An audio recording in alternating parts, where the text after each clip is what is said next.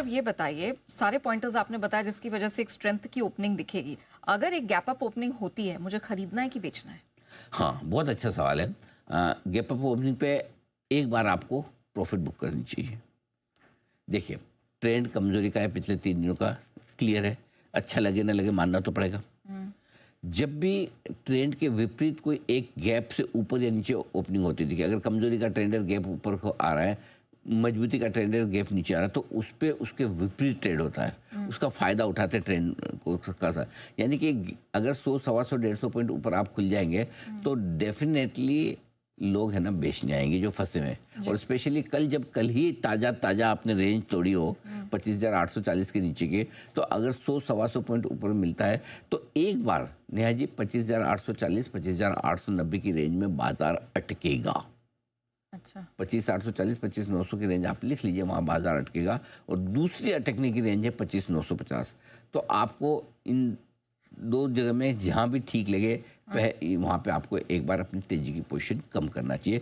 वापस जो डिप मिले उसमें खरीदिए। अच्छा, हाँ, ये बैंक निफ्टी पे भी लागू होगा? बैंक निफ्टी ने रेंज कहाँ तोड़ी? हाँ, बैंक निफ्टी ने तो रेंज अभी भी 58,650, 58,825, 2 दिनों से 58,900 के नीचे आ रहा है। लेकिन 58,825 को जो क्लोजिंग बेसिस पे आपने 24 नवंबर को लो बनाया था, अभी भी आप उसको उसके नीचे नहीं जाते हैं। 25 नवंबर के लो के नीचे वहाँ से आ जाते हैं। तो बैंक निफ्टी ने अभी तक रेंज नहीं तोड़ा, तो बैंक निफ्टी में इतनी समस्या नहीं है। हाँ, लेकिन बैंक निफ्टी भी एक चीज़ तो बोल रहा है बार बार आपको कि 59,250, 59,450 की रेंज में जाकर वो भी अटक रहा है। तो थोड़ी प्रॉफिट बुकिंग, पहला लेवल वो है। दूसरा लेवल फिर 59,550, 750 का आता है, जो अभी दूर है, उसकी हम बात नहीं करेंगे। लेकिन हाँ, 59,250, 59,450 की रेंज में एक बार गैप अप ओपनिंग मिले और बैंक निफ्टी वहाँ पहुंचे तो बिल्कुल गैप अप ओपनिंग पे प्रॉफिट बुक करना चाहिए। बड़े गैप से खुलने पर दौड़ के खरीदने की कल नहीं मिलेगा। ठीक है।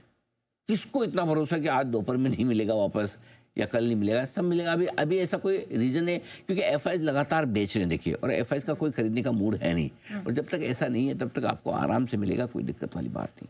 अच्छा सर, मुझे एक डाउनसाइड लेवल भी पूछना था। मैं इसलिए क्योंकि कल 2:08 पर जब हम बात कर रहे थे ना, आपने कहा था कि डाउनसाइड में 25,700, 575, 450 ये डाउनसाइड के लेवल्स हैं। हाँ। क्या 25,700 सेफ है? सेफ गैप अप ओपनिंग के बाद हाँ है।